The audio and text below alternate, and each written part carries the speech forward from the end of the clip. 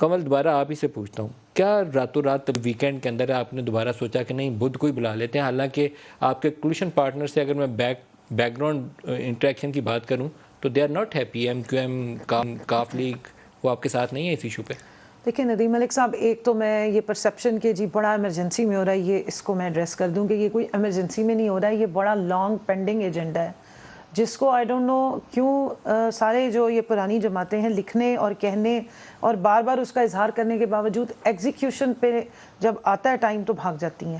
اس کی مثال دے دوں، 2006 میں جو ان کا چارٹر آف ڈیموکریسی سائن ہوا COD، اس کی 23ویں شق میں انہوں نے خود لکھا کہ ہم الیکٹورل ریفارمز کیا کریں۔ 18 سے پہلے کرنا کیوں ضروری ہے؟ میں صرف ایک منٹ مجھے دیجیے گا۔ دیکھیں اب آپ کے سامنے جو سینٹ کے الیکشنز ہوئے اس میں کیا کیا ہوا، کتنے ایویڈنسز سامنے آئے، کیسی کیسی ویڈیوز اس میں بھی سامنے آئی، پیسے دیتے ہوئے بھی، پیسے آفر کرتے ہوئے بھی، پیسے پکڑاتے ہوئے بھی، لیکن نکلتا کیا ہے اینڈ میں؟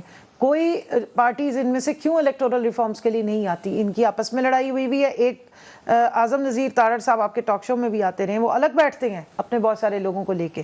دوسرا یہ 2017 کا ایکٹ پاس ہوا تھا 2 اکتوبر 2017 کو، الیکشن ایکٹ، جس میں اس وقت کی لیڈنگ جماعت طلال چودھری صاحب کی جماعت تھی، یہ خود بھی پارلیمنٹیرین تھے، 2/3 میجورٹی تھی ان کی، باقی ساری جماعتیں بالشموم جو اپوزیشن میں موجود جماعتیں جس میں ہمارے بھی ارکان تھے انہوں نے سائن کیا تھا۔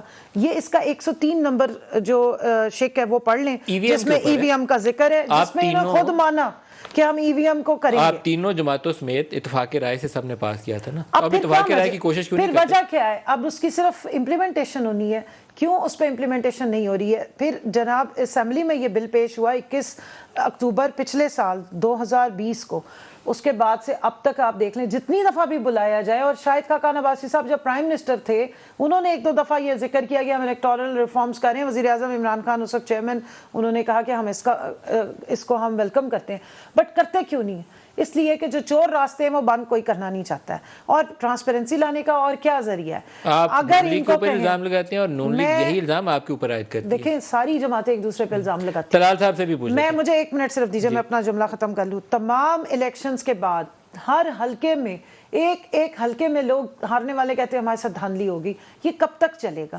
آپ کو کہیں کہ آپ اپنی کوئی لے کر آ جائیں، کوئی ہمیں آلٹرنیٹو بتا دیں، کوئی آپ کے پاس پروپوزلز ہیں وہ لے آئیں، تو نہیں آتے ہیں۔